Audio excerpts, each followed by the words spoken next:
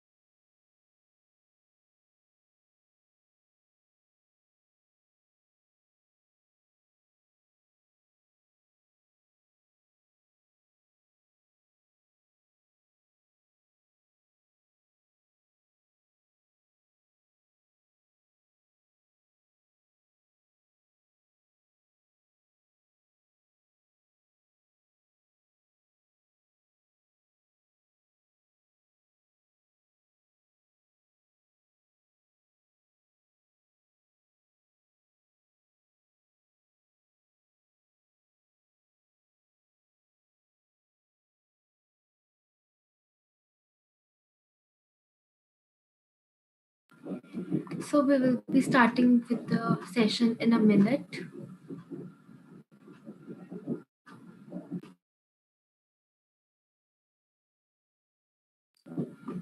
Call your friends. Are you expecting more or you're done? Is this okay? No, sir, we are expecting, but we will be starting in a minute. Okay. Okay.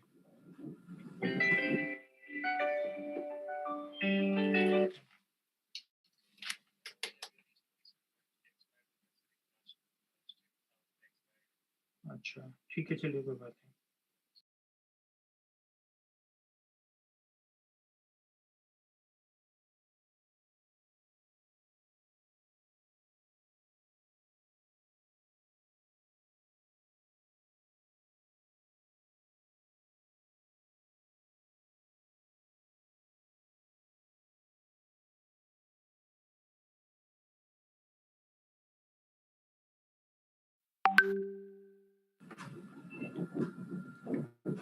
Greetings everyone.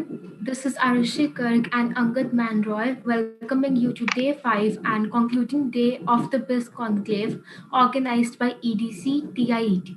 The Biz Conclave has interviewed the finest entrepreneurs in the business and witnessed many insightful sessions, and today shall be no exception. Before we begin, all the attendees are requested to be on mute, yet, any and all the questions that may arise can be shared in the chat box. Thank you.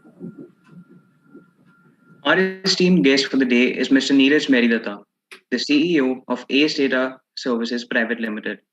He has carved a niche for himself in his field with his expertise and skilled aptitude.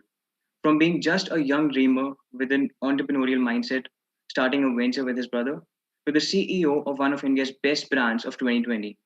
On behalf of the entire EDC team, we're extremely elated to welcome you, sir. The topic for today's session shall be business analytics and utilization of big data for decision making. The floor is all yours, sir.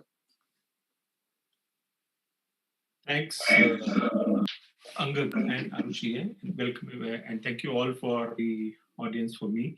And it's my pleasure to be here in this forum and speak. And although it would have been a much bigger pleasure to be there physically, but yes, I'm sure everybody has now got used to this kind of a working. So yeah. So should I start, Angad? Yes, sir, we can begin. You want to wait more? No, sir, we are all set. All set? Okay. Just give me a second.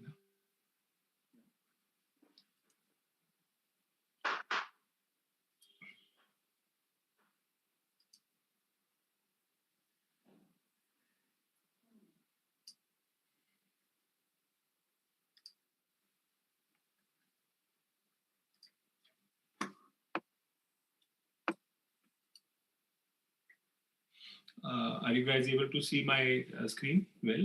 Yes, sir. Yes, sir. Okay, great.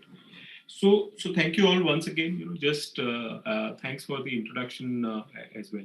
So just to give you a very brief about us, so we are a company who got ventured into, and as you said, today a lot of discussion, and I'm sure a lot of you are aspirants to be startups now. This term startups got coined just very recently, but then when we were young, 25, 30 years back, we never knew what a startup would look like. I'm sure many of you wouldn't have been born at that time. But then that time it was always a passion that I want to do something on my own. I want to do something on my own, and then you jump into it. While today when you introduce and you say that vision, I'll be very frank and honest with you. There was no vision. It was today the technology has advanced and the environment has advanced. At that time one used to say, "Arey bhaiya, apna kuch karna hai, let's see, I don't want to be doing a job and I want to do something on my own." Today when we see the current environment, it's very amusing to say, nobody came to guide us, and no startup, no ecosystem, funding's available, so many things available, technology support. So, but then yes, we started this journey somewhere way back in '95, and that's where, and it was a pure coincidence that we have a process of government.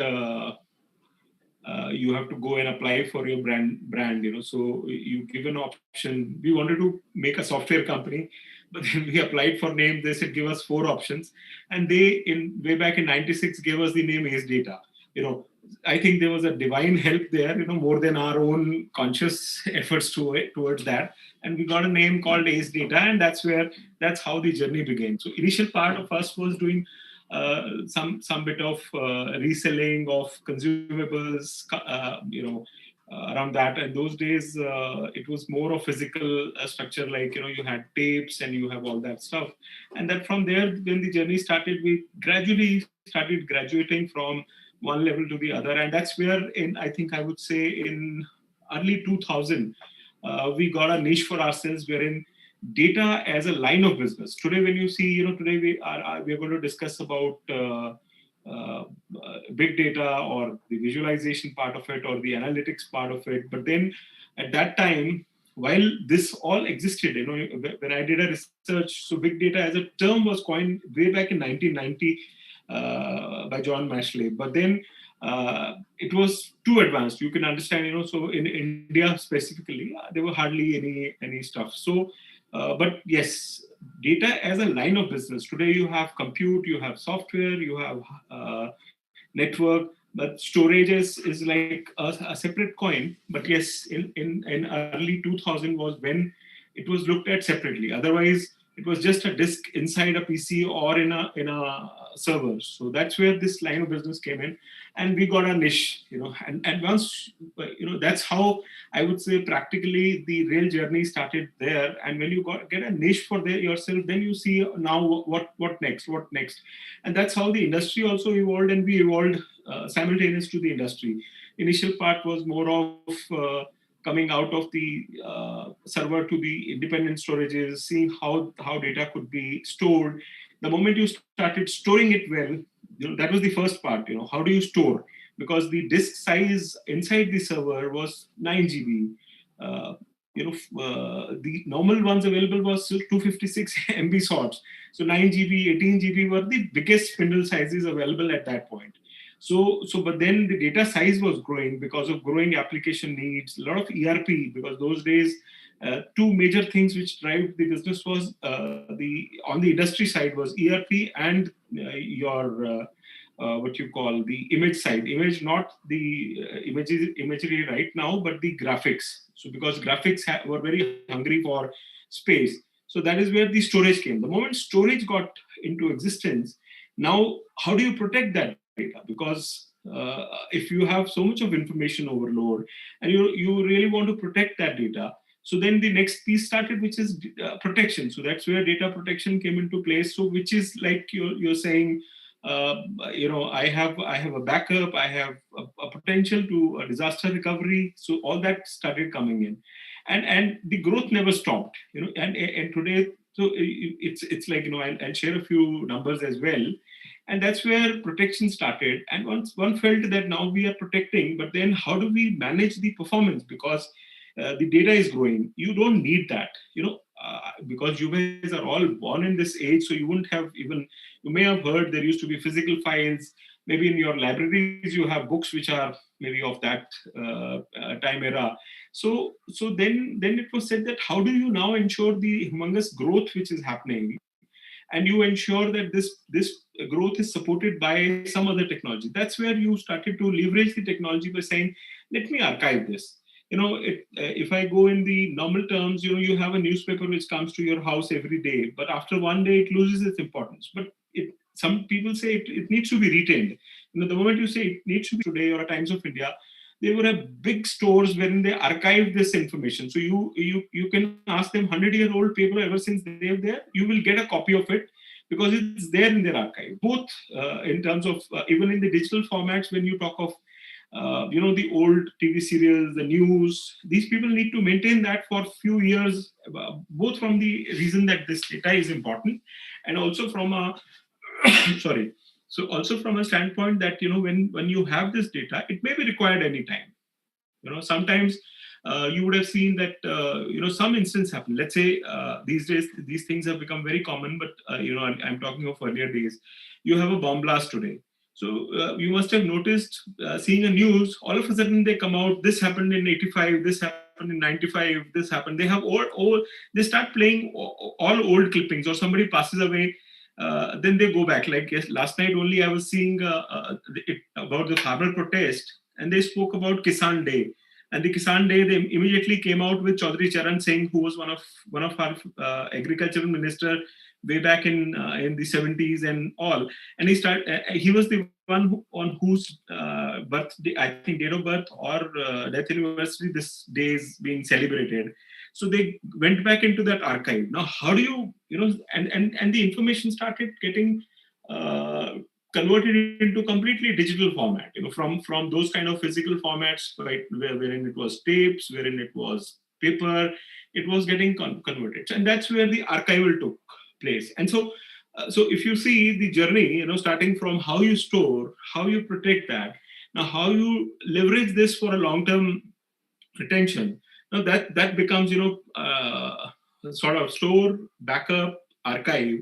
And now this new thing, which is, how do you make this data meaningful? Because see, if I was to go through that archive of those physical formats, it was practically not possible, because if I have 100 years of newspaper sitting, I'll have to physically go through them. But in today's context, even that can be done when we convert it to digital format by doing some kind of jugglery like scanning and then doing optical character recognition kind of technologies. So that is where, and that's where big data comes into play, wherein you have a host of this thing. And we were lucky, that we got this niche very early, and we could actually grow with or get into this kind of a bus or train, whatever you will call that. As it moved ahead, we were able to scale up and move into different kind of niche. And today we are in the industry known as this, and that's how our tagline also stands. That's the wealth. If you hear stories from your parents, you will hear that they would say, not even your parents, actually grandparents, if they are 100 years back when banks were formed. Prior to that, people were very happy keeping their valuables, dig a hole in the ground in those pots or something and keep those valuables. And the bank started, people were scared, if I go and keep my valuables in the bank, what would happen to them?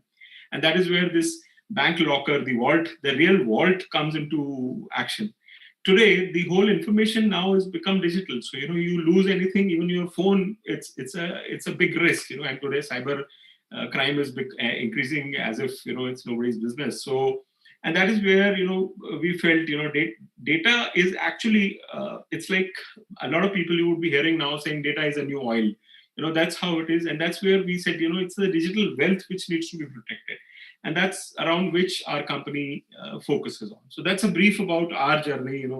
It's been long, 25 years. So, I can go on and speak like that. So coming to today's topic, business analytics and utilization of big data for decision making. So I will touch upon the very basic briefs about how big data, what evolved, what are the common principles involved, and just touch upon a couple of use cases with a slightly more detail on one of the more critical things which can get benefited, and there's a lot of discussion around that in the current COVID times. It has become even more important, and that's healthcare. So healthcare has a big use for, and you being all budding guys, I would say, if somebody has interest and in this kind of technology, healthcare is the segment wherein it needs a lot of. It will be both from commercial standpoint and from the service to the community. So that's there. Yeah. So I'll move from here. Sorry.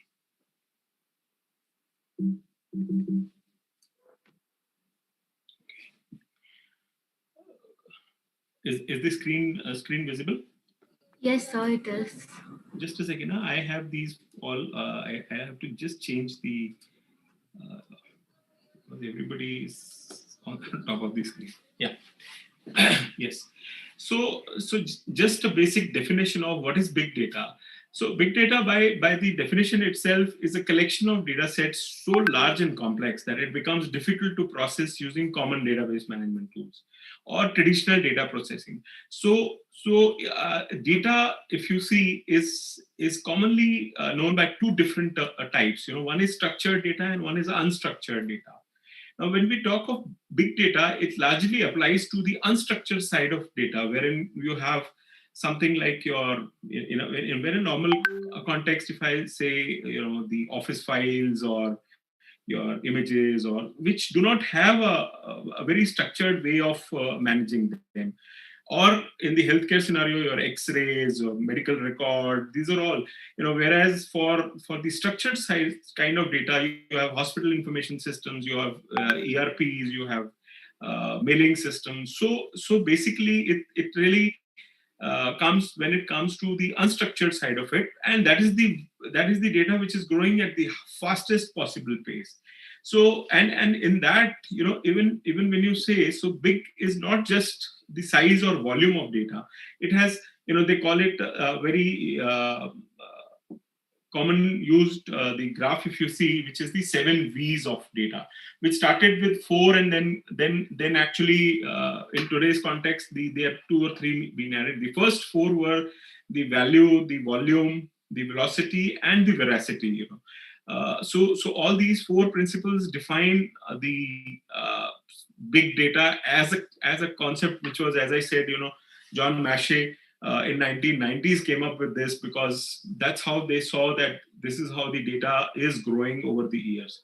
Now, so just having big data is of no use unless we can actually turn it around some meaningful information. And that's where the variety and more importantly, the trustworthiness of data in terms of its accuracy, because you'll have volatility, the distribution, so many things. So if you really want to make it meaningful, of that a very, very distinct variety of data, the trustworthiness becomes very important, and that's where the veracity and that turns into visualization. What's the real meaning of it? How do you visualize and convert it into some kind of predictive analytics? Just let me know. Am I too fast? Am I too slow? No, sir, it's fine. It's fine. Okay. Perfectly Thank fine. you.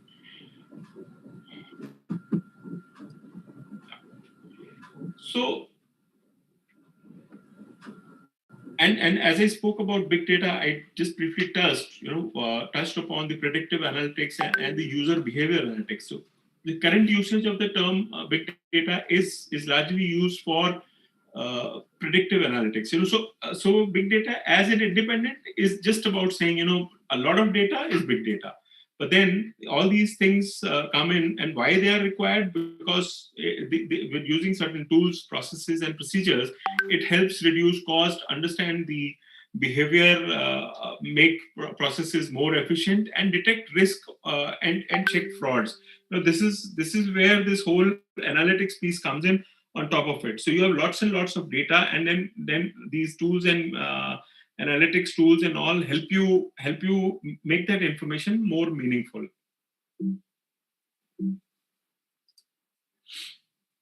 So typical use cases of big data, if you look at from the industry segments, all segments require it, but the 3 or 4 segments which use it the most to their advantage, is banking and finance for sure, because of a lot of risk involved, a lot of the depth involved. So financial banking and financial services is one of the big use case for this.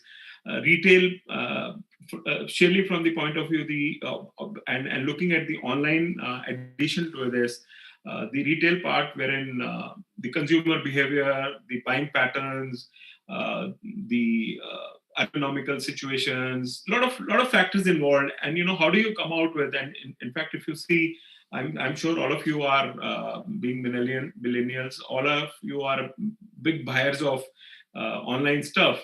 So you would have noticed that the moment you buy something on Amazon or on Flipkart or any other, even now these fashion portals like Ajio and all, immediately the algorithm tells you, customers also bought this, or you may look at this, and then over a period of time you reach a point wherein they will also start telling you that you bought this, probably this may interest you. So these are all coming out of that huge volumes of data in the retail, and just predicting and making this improves the volume of sales, because once you have this, there is a tendency, okay, let me check that and let me check that. So 10 out of 2-3 people will end up buying it as well. And that's how the market grows. So analytics offers a really endless source of business and informational insight. But the insight could be very, very deep with this. Similarly, the manufacturing for cost benefits and other process efficiencies, it works on a lot of such analytics. And from customer personalization to risk mitigation, fraud detection, these all are possible use cases in all these four spheres. Other segments are also very critical, but yes, these are four areas wherein the big use case is currently being used. And so, as I said, I will touch upon healthcare slightly in detail because that will help you understand, and this is an important segment. I am sure if you guys are looking at this kind of thing, you should look at big data analytics in the field of healthcare, because that's something which will be a big opportunity for a few more maybe decades. I would say a couple of decades or so.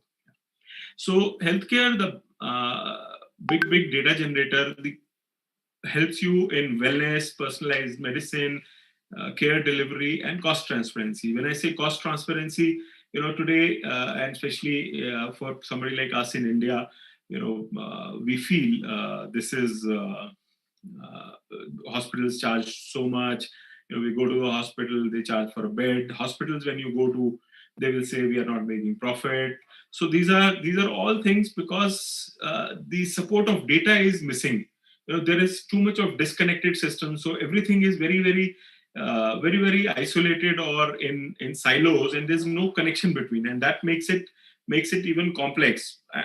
Maybe I don't know about India, but there are possible political and other reasons for not implementing such technologies. But if you look at the US market, the healthcare market itself is close to about 3 trillion, which is they say by any means it is 50 times of the defense market. So you can understand how big the market is and what is the need of the industry right now for this. So the more information consumer put out there via Internet of Things, and IoT, AI, and BI have actually made it even more deep and insightful.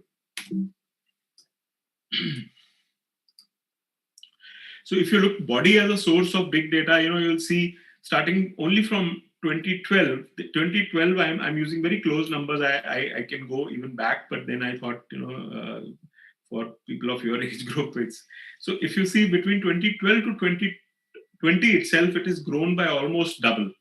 That's the way the data is growing. From managing the healthcare, the body itself, a human body is the source of full data, and few of the components involved.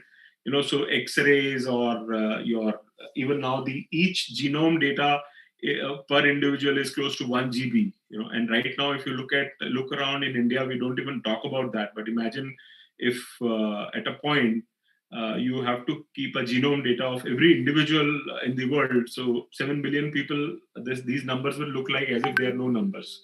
So this is where, and because of the machine generated data, it is further increasing the source, because you have all those what you call the smartwatches and your health monitors, which are another source of a humongous growth of this data. Like, and why do we medical science needs this kind of a technology or this kind of a role? Because medical practice today is a very subjective decision making. So making it evidence-based healthcare is the need of the hour, because of the growth of data and the way the whole environment is changing. And like, for example, if you look at the current context of COVID, and there's so much of talk around the vaccine and all. At the speed at which these vaccines are being done, if there was no support from big data sort of technology or the analytics piece, it wouldn't have possible. The first vaccine, I think the numbers, if you see, it took people to create a flu vaccine kind of thing over a period of some 10 years, 12 years, which now we are saying in 8 months, there are 4 or 5 different vaccines available for COVID. So which in itself is a good example of how data analytics can help the human race by using the data for information for more accuracy. And today, if you read around, they keep saying the AstraZeneca is 94% accurate, or this Serum Institute is 95.60. So different variants, and this is only possible by doing a lot of research and then kind of using the data semblance to come out of this come to these kind of conclusions so fast. And then once it comes in, then the real world scenario will help. And this will also give the use of this technology will give the EHR professionals a lot of advantage in the sense of using technology to their practice. And development of new technologies is also helping this growth. Capturing devices, as I already mentioned, something like Apple Watch is a device which keeps, I think, some 40 odd different parameters, and in US it can be connected to your medical, whomsoever is your family doctor or the way it goes, and there is something happening all around. Like in today, when I look at India, you have only those machines when somebody is in the ICU. Those monitors are capturing and doing something. But now an Apple Watch on your wrist can actually be your advisor, because it captures every moment of yours, every pulse of yours. So this is how. So, and genomic information, as I said, so it is becoming common. It will take a few more years to come to India that way, but they have in the international countries, and especially in the Western world, they've already started to collect genome information of each individual. So talking of the new age STEM science and other kind of newer technologies which are coming in, this becomes very handy. So moving up quite ahead from, and each genome information of an individual is about a GB of data. So imagine from a few MB of an X-ray or a CT scan, it is turning into a GB of data. And social communication, which are very, very normal use cases, and more medical knowledge and discoveries are being accumulated. Seeing a bird's eye view of how the business activities, so this is the business side of it. So I spoke on the medical side of it in the sense of the real science supporting the healthcare, but then that has a very important need, because one needs to see how the cost efficiency can be achieved by what is the average admissions and how the average length of stay, then the how the discharge is. So basically, there are both the aspects, and that's where this analytics of this kind is very, very, very handy. Is that one side you have the real healthcare needs, and the other side you have the commercial need of it. So that predictive analytics, which can actually find out how the cost efficiency can happen, or you can work on something proactively. Unfortunately, despite all this in place, COVID still happened and one could not. But given where we are, maybe we would never get to know. But initial news or initial analytics were that what happened in Spanish flu 100 years back, wherein millions and millions, some few 50 million, 100 million people died in the entire world, and they said this is even more difficult or a more deadlier strain. But actual numbers are nowhere close to what was predicted. So the use of science really, and this kind of a technology really helped it cover up, because if you see, it's so much, kind of, usage of technology and saying, okay, this has happened in this area, this is how it is gone, let's wait, let's take these actions and do the needful. So this kind of dashboard comes out of these kind of analytics and gives you a bird's eye view of how the business is going to do, how the cost efficiency will come.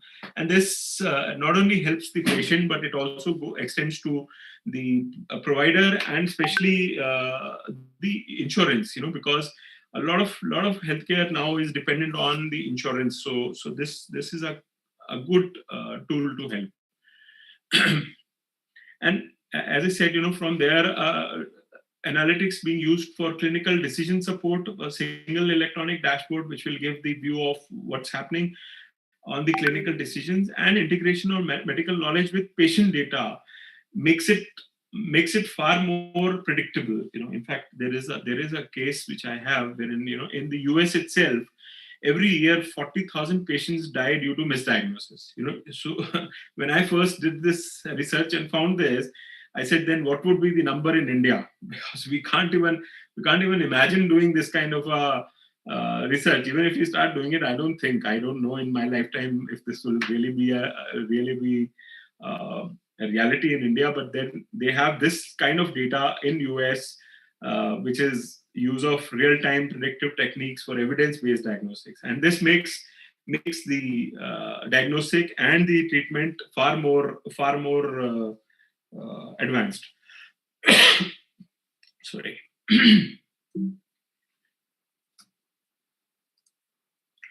So, use of analytics for prediction, and Google being the champion and the pioneer in this space of analytics, because their whole engine, the search engine, runs behind.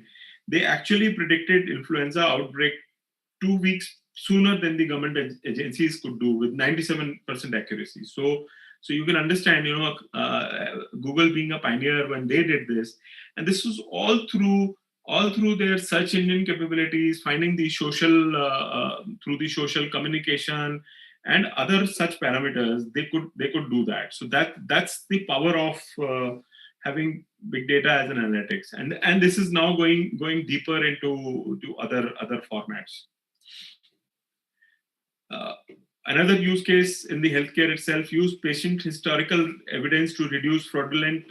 That's another thing when I mentioned about insurance. So this evidence, in India we say "Aap insurance kara lo." We don't mention that you had a disease and then this goes. But this kind of record picking will reduce that kind of a fraudulent activity as well. So that's why I said, whether we will implement or not, but yes, in the global market, this is a hard reality today. And the stop substance abuse. This is a very, very big thing, So wherein a lot of time the medical practitioners prescribe medicine which are really maybe not required, but then not to blame anybody, but because of lack of empirical evidence to what needs to be done, but this kind of analytics kept over a period of time, it will help reduce even the substance abuse. So overall, if you see usage of analytics for improved patient well-being is one. I remind patient to keep a healthy lifestyle, and that's what I again come to the Apple Watch. That's what it does by keeping track of patients' lifestyle choices and other personalized care. So it's like it actually extends its benefit to proactive support rather than moving into a mode wherein something happens, you're sick, and there are better ways to treat it, but then it simultaneously help proactively by keeping the better health there and taking the advantage of the massive amounts of data. And that's massive. Every individual, if he's using an Apple Watch, and now there are so many variants to it, Fitbit, this, that. So imagine, what kind of information is captured, and it keeps saying, you haven't, like certain diet apps, they would say, you haven't had a glass of water, please do, because that's how the benefit of this and that analytics come into handy. And when it all gets combined, that becomes a big data which can be further tuned to improve the overall system efficiency. I'm so sorry.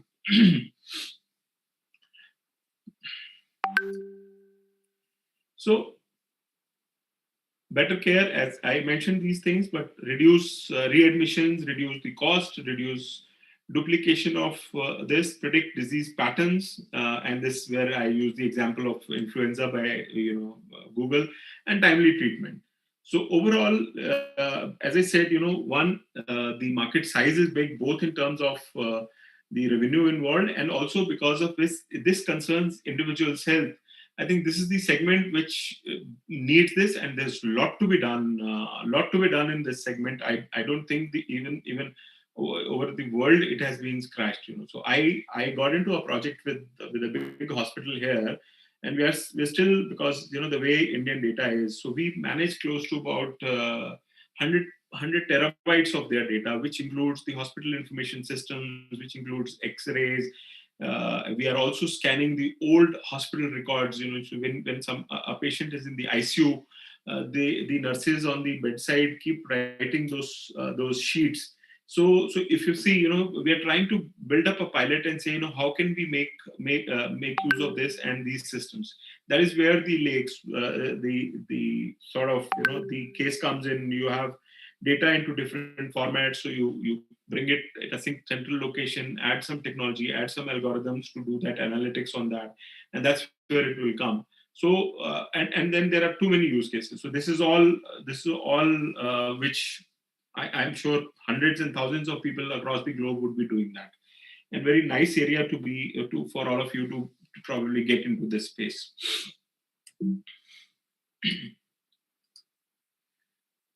So this also, from the other point of view, helps cut down on the administrative cost. I mentioned about this earlier also, just for measuring quality results of effective delivery and prevention of medical errors over treatment. This is another big important thing, which will reduce the death rate and the overall health of the patient. And 1/4 of healthcare expenses are for administrative costs only. So this is another very important thing. In fact, I was even doing some sort of I would say research or something, that when they talk of, and it all came out from somebody like a Bill Gates Foundation, who spends billions and billions of dollars on the healthcare kind of as a social thing, and they run the foundation to support largely the African subcontinent, wherein there are challenges. But if you really see, a good part of it, I think close to some 25 to 28% of their overall money which they commit. You keep hearing that this company or Ajim Premji did 1,500 crores of this.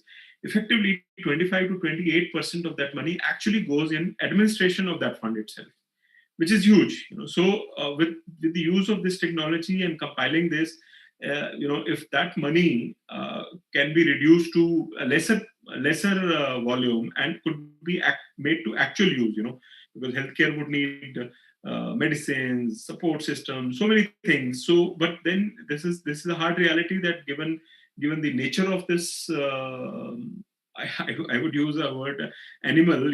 It's a lot of money needs to be spent just to ensure that it's administratively done well. And the optimization of resources with coordinated and accountable care can come into existence. Because one thing which I have, the company we run, and we use a lot of AI and this when we track our customer support, or when we track our sales pipelines and how we are behaving and what's happening. We've seen over the last, if I was to say, implementation of these things over the last 1 year itself, and especially in these lockdown times, I think our core efficiency would have increased by almost 30% over the last 10 months only. Wherein, if you look at the other way around, probably, we would have been doing things the same way. So this lockdown has really come handy by at least optimizing and making it more efficient. And that's how these technology help. So what data to collect? Patient sources, electronic health records, medical imaging, clinical notes, genomic data, patient's behavioral data. All this combined data is where whatever use cases I shared would really help. And these are, I mentioned, so I, just for the sake of it, if you see the kind of devices, and they keep adding, they keep adding. I think this slide itself for me over the years, has only increased in the density than the real. So many devices have come over the last 2-3 years only, and they're still adding. So that's how it is.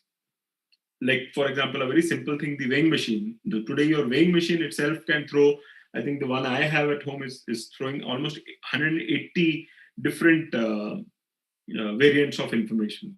Which prior to that, weighing machine is a weighing machine. You stand on that machine, whether you put a sack of grain or you stand yourself, it's the weighing machine. So this is how the technological advancement is happening, and that's being supported. this is brief, how do you store this data? But an advanced way of storing this data is now we call that new concept, I think I missed writing on this slide, is data lake, wherein you create a large pool of data when you have all sorts of data in a single location, which you can put another layer of software and analytics, which can pull out data for the kind of information we spoke about in the previous slides. So a brief representation of how does it go. So capturing data anywhere. Earlier, if you go back in the earlier times, 80% of patient information unstructured and it will actually it's of no meaning, nothing was done. But today, if you see understanding everything and then moving it like a mill, a churning mill, and you get efficient revenue cycles, you get different benefits. This is a brief graphical representation of whatever I spoke so far. Sorry. So just to sum up the whole piece, how does it help the healthcare? Right living, right care, right provider, right value, and right innovation. I think this is how the big data and analytics can be of use in the industry. I given the time and the situation, I chose one segment, which is healthcare, but I think similar depth is available for all industrial use cases, and they are all evolving every day.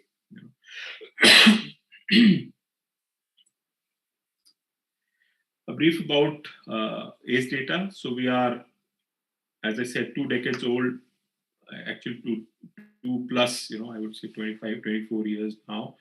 And this year, Economic Times chose us as the India's best brand for 2020. And with current focus, if you see our sales focus or the company's execution focus lies with data backup, archival, storage, and disaster recovery kind of solutions. And big data analytics is a piece wherein we are building, working with certain pilot cases, use cases with customers, which are more of, I would say, undercover operations like today. Hopefully, we should see the light.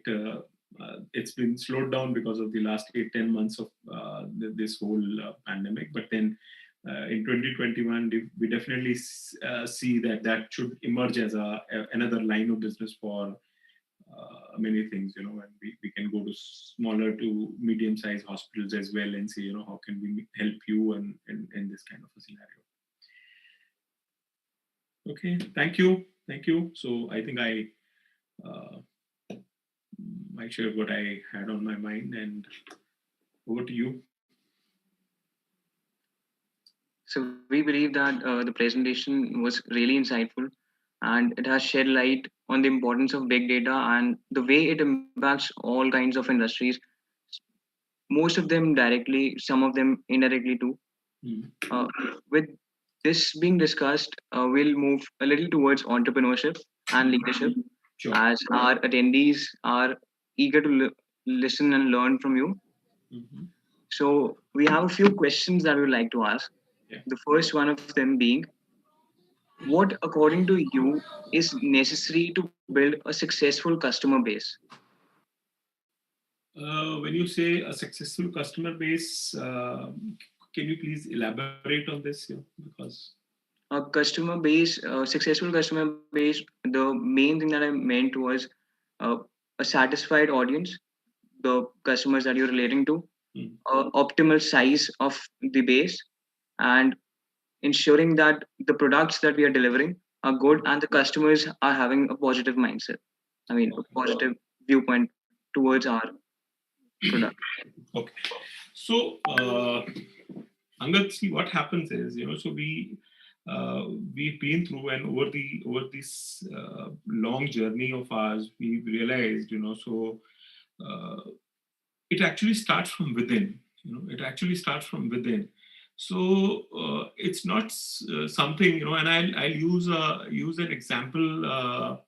I just come to that, So why do you exist is the biggest question one needs to answer. Why do I exist? What is the reason I've chosen this company or building this line of business. What you do is something which is a byproduct of that. Unless and until you know what pain are you going to solve for the customer. Like for example, I'll use our example. We know, and if you see our vision statement, so it's about peace of mind. We talk about peace of mind. Now, when I say peace of mind, I mentioned about so many things. Now, these are all the technological advantages.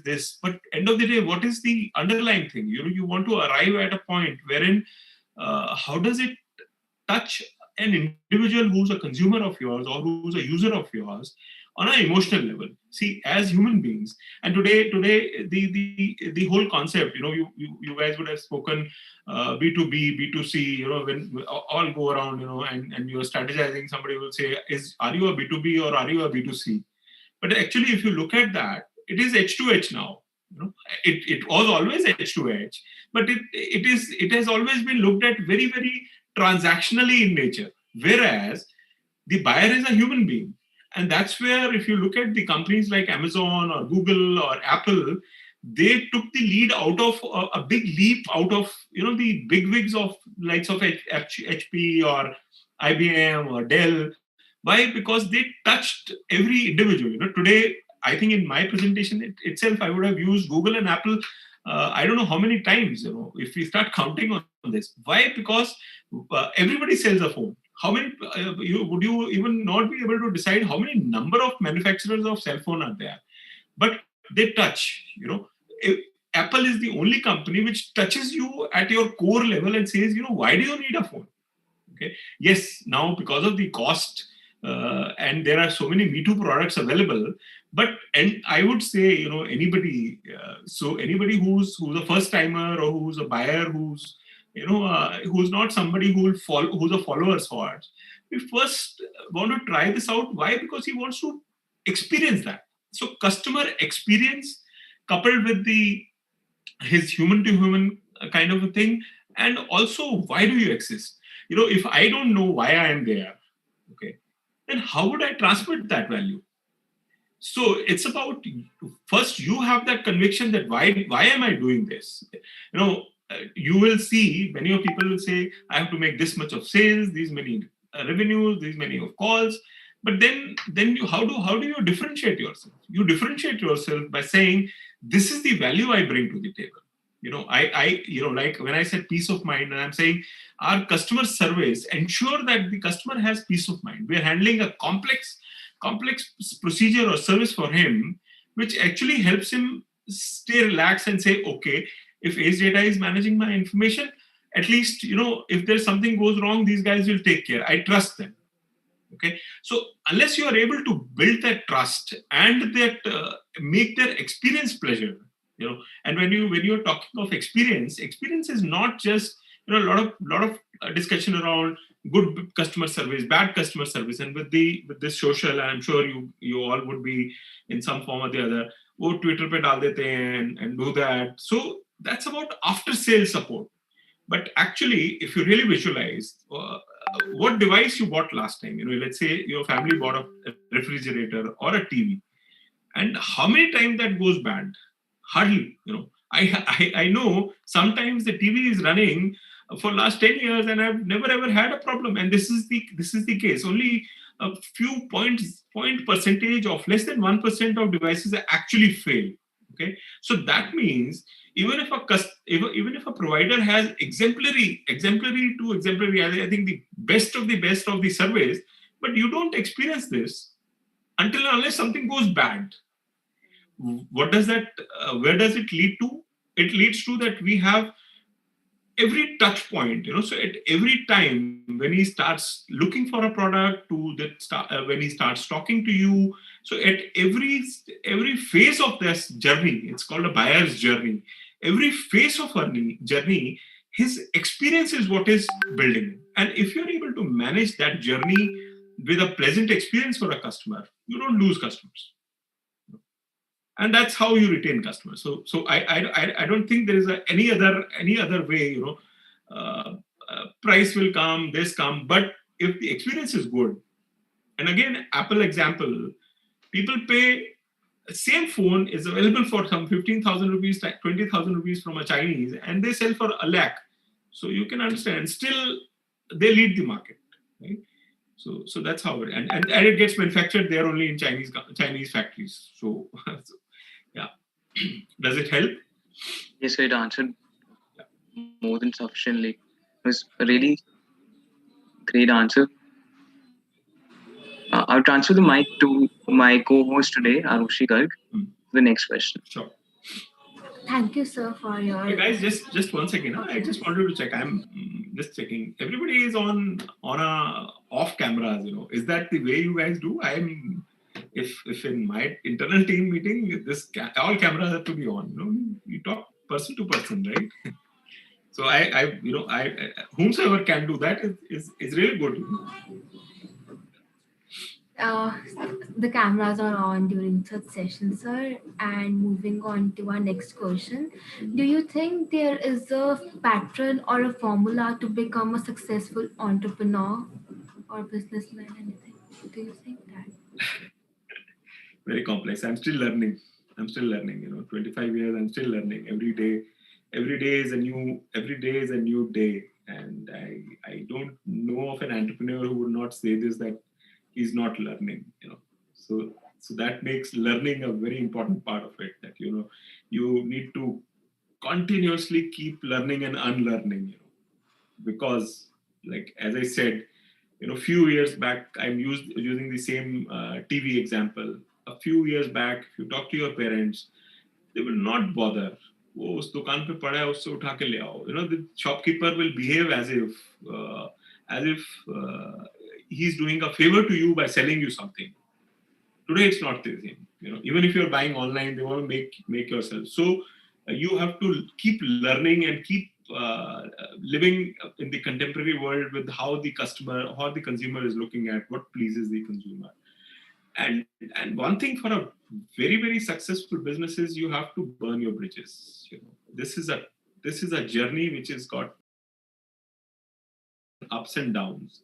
So if you don't burn your bridges, go back the Chinese warfare, and I would recommend, if you guys are readers, any of those have not read, look at The Art of War, wherein it's like if you're going in a war, and this is a war, you've taken a decision, you're going to be in this kind of a career, being an entrepreneur, a business, and then you leave it open. अगर ये नहीं चलेगा ना तो मेरे को job तो मिल ही जाएगी. I've got this qualification and it'll be easy. You will never be successful.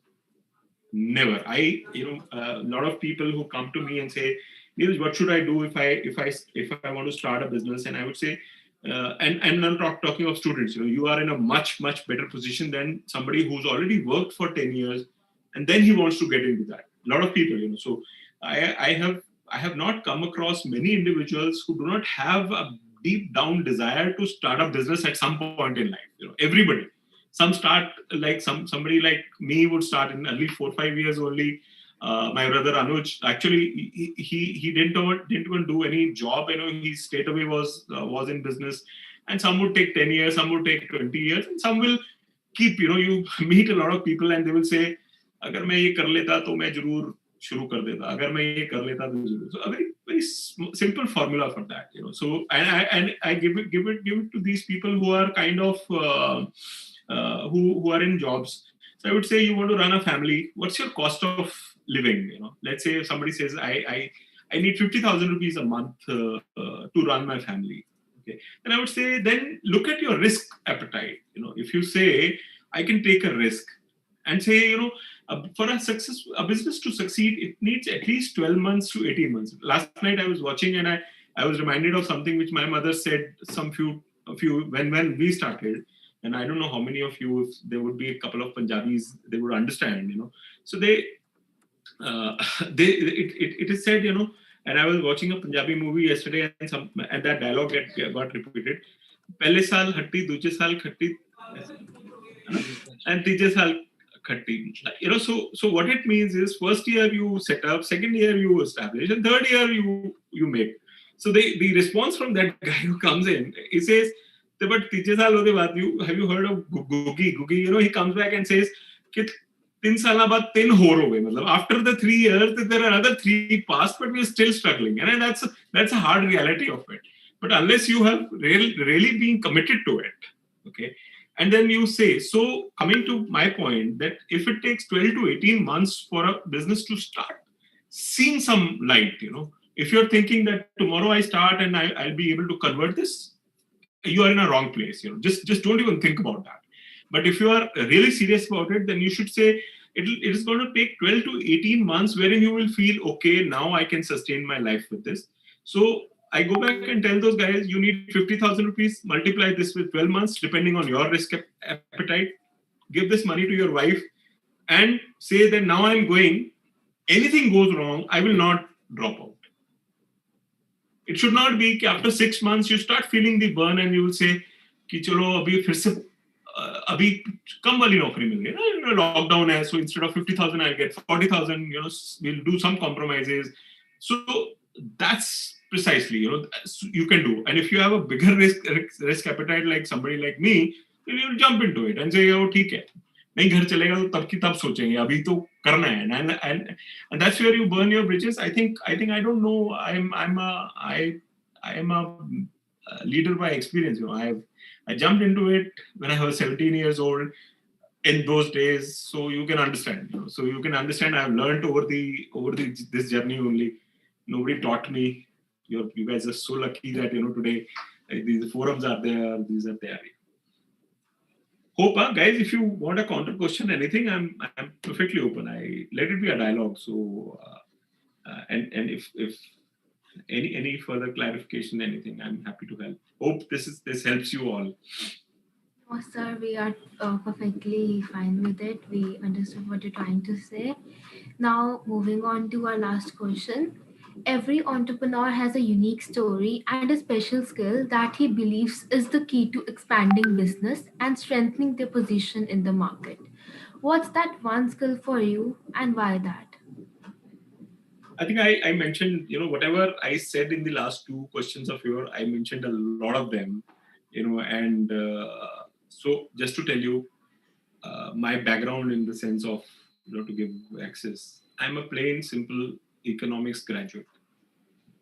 I did my economics honors way back in 87, 88.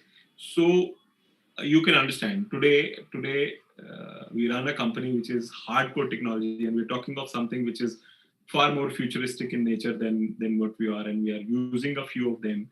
So what stayed with me was this burn the bridges thing. I think in the last 15 years itself, I would say we were near closure.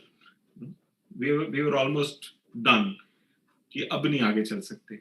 But then if you and there were options, as I said, there were options कि आप why don't you do this, or do something, take a shortcut, just to sum it up.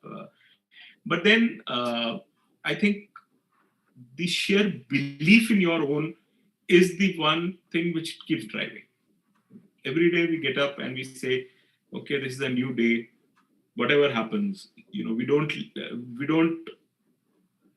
lose focus on. So belief and focus are 2 most important things which will make all other things which I said happen. Otherwise, if you don't believe in yourself and you're not focused, nothing else is possible. Okay, sir, thanks for sharing the answer.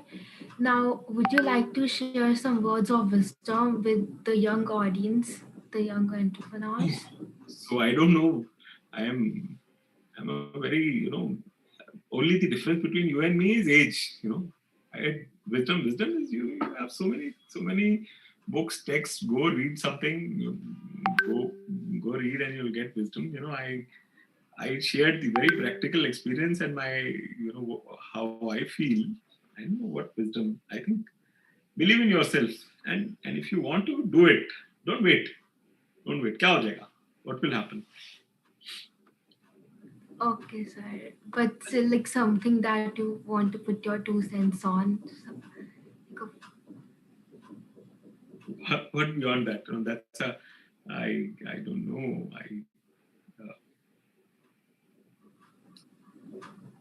No, I think I would always come back to you. Believe in yourself is something which is the core of whatever I have learned over the years. So keep doing, keep moving.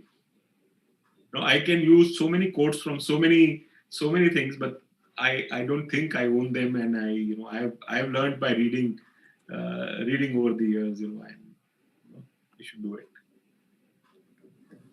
Okay, sir. Thank you so much. I'm sorry I can't answer this question as you would expect, but yeah, that's hard reality.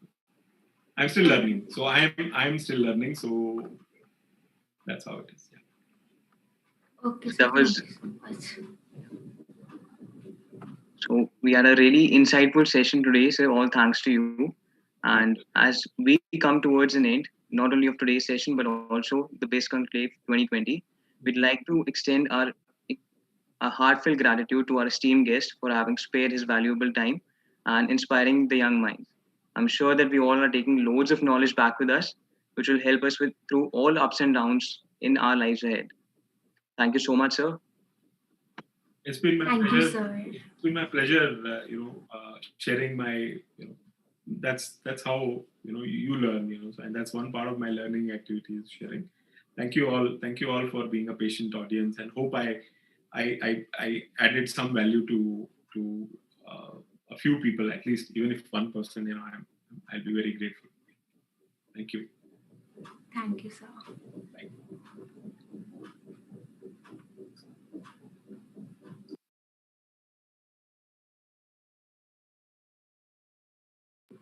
Attendees can leave the meeting.